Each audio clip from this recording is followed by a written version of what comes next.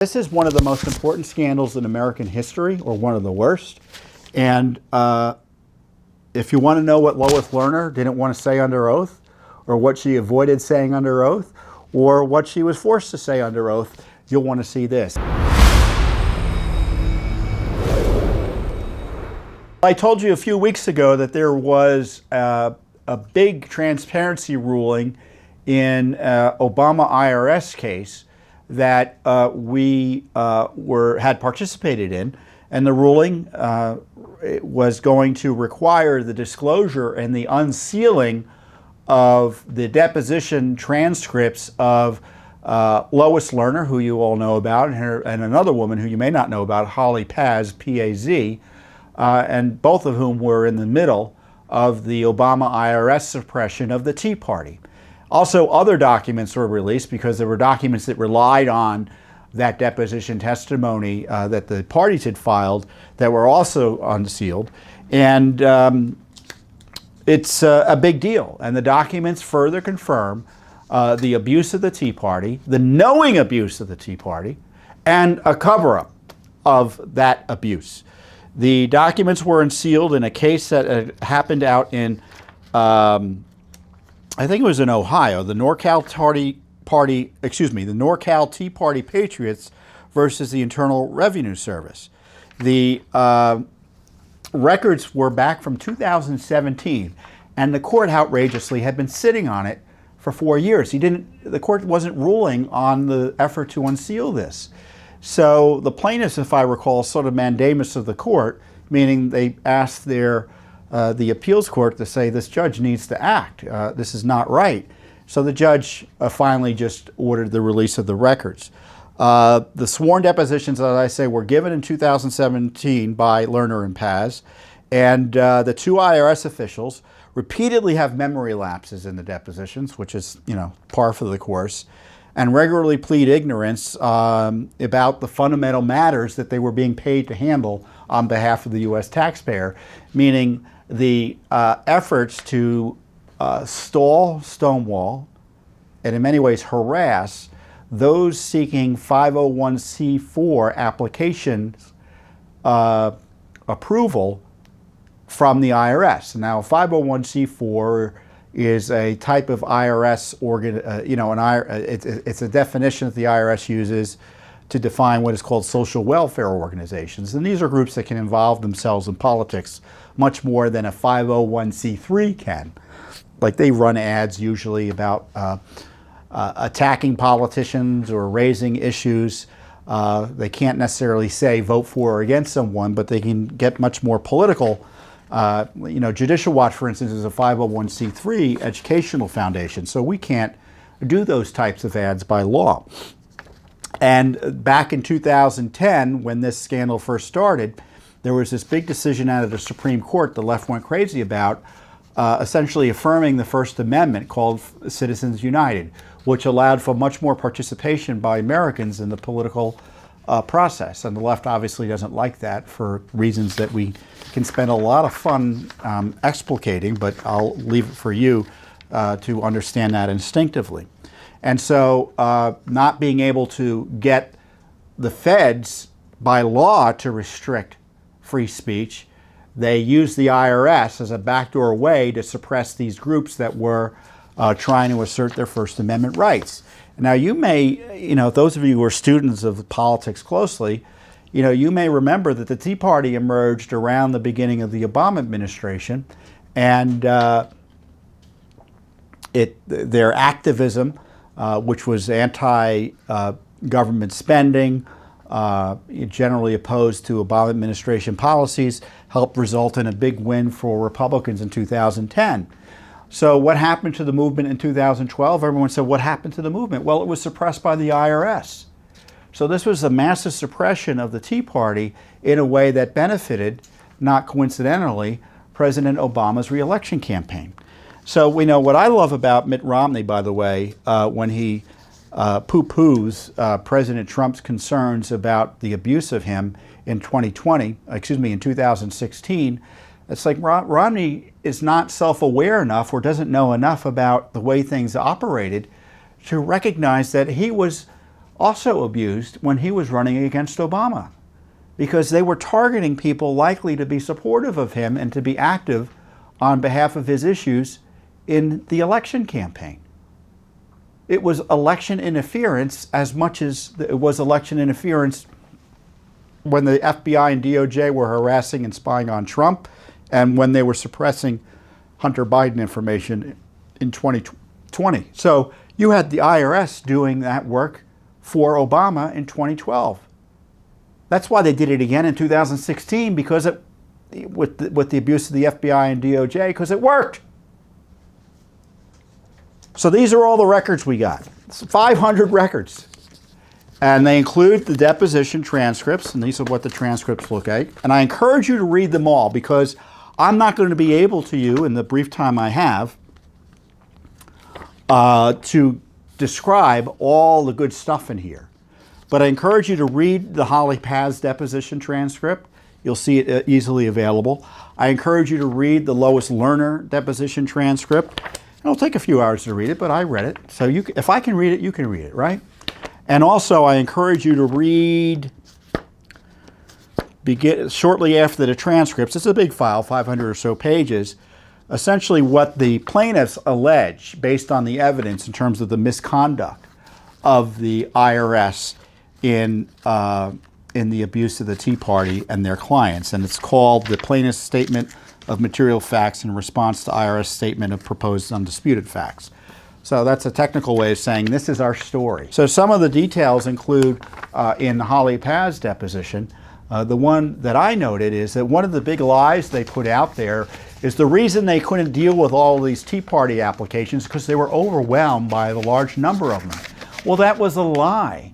Holly Paz's deposition shows that the reason they didn't handle these Tea Party applications is because they had one application initially that they thought was important vis-a-vis the Citizens United case, meaning they were hesitant to apply it because they didn't want these C4 groups to operate. So they stalled on handling this one application, and they were depending on that analysis to handle all the other C4 applications. So it wasn't because there was this large number and they couldn't deal with it. No, they didn't want to approve any of them.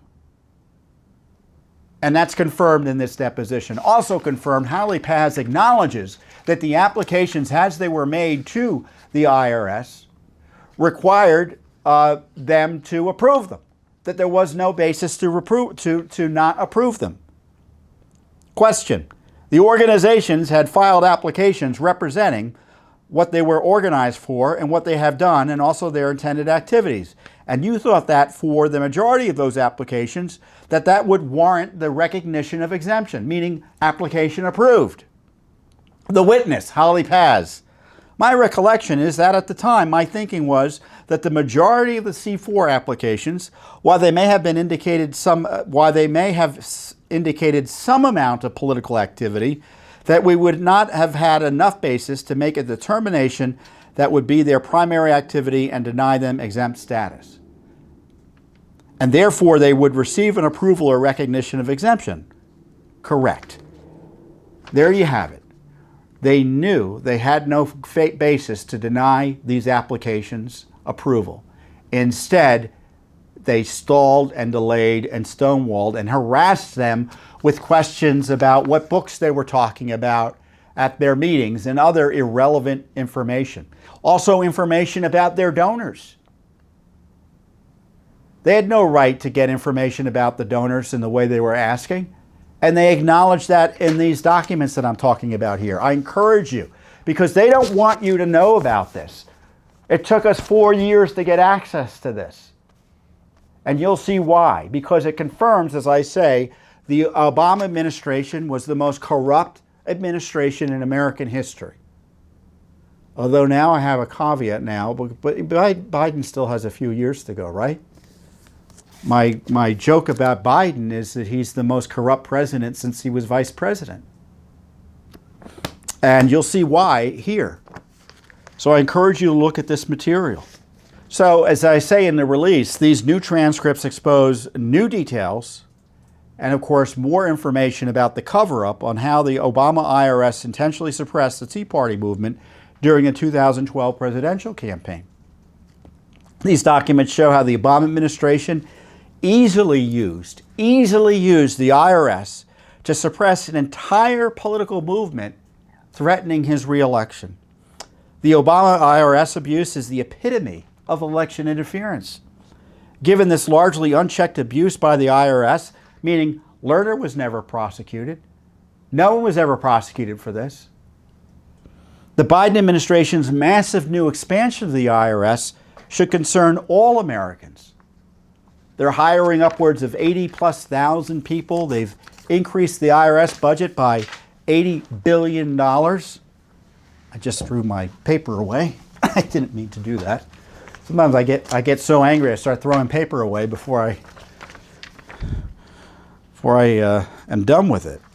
And so this IRS continues to be a sword of Damocles over your First Amendment rights.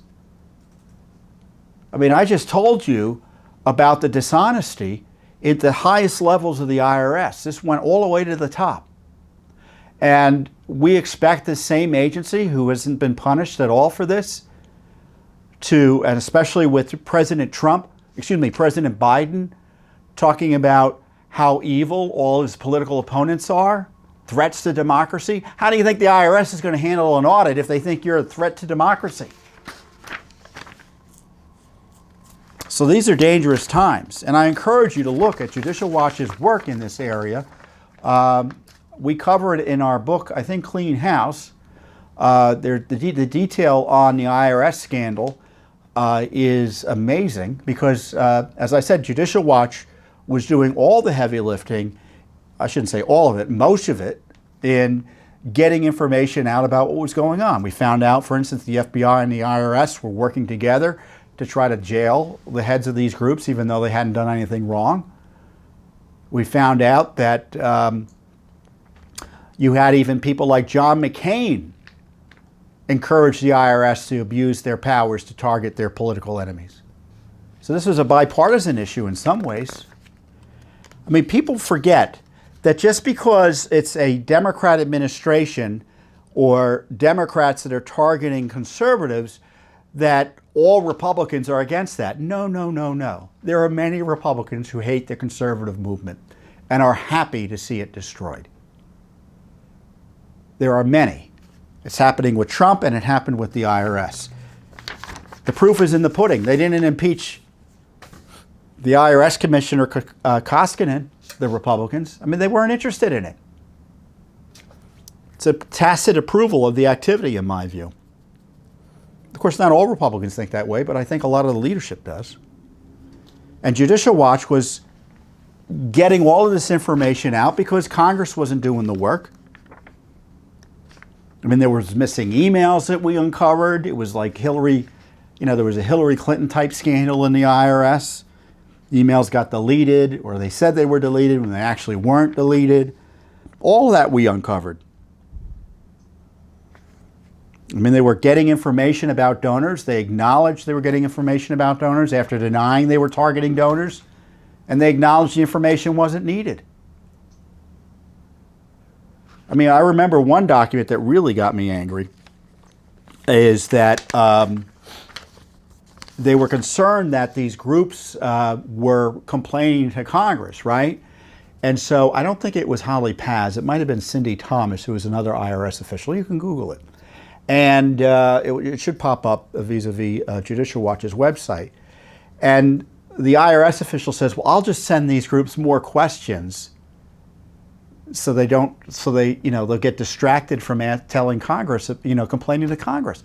I mean, completely lawless basis for asking anyone. It's kind of like an audit. You're filing an application, you're getting audited. And the irony here is that these were conservatives, right? And so they were doing what they thought the laws required. The irony is they didn't need to file applications. C4-hour organizations could just start operating. They didn't need to file an application. All they needed to do was start filing IRS 990s or IRS forms once they started operating. But because they wanted to play, dot every I and cross every T, They did what good law-abiding people do, which is they followed all the rules, even the rules they didn't need to follow. And they got slammed. So again, all of these documents are available on our website. You can go to judicialwatch.org. We'll probably have a link or two below so you can look at the material yourself. But this is one of the most important scandals in American history, or one of the worst.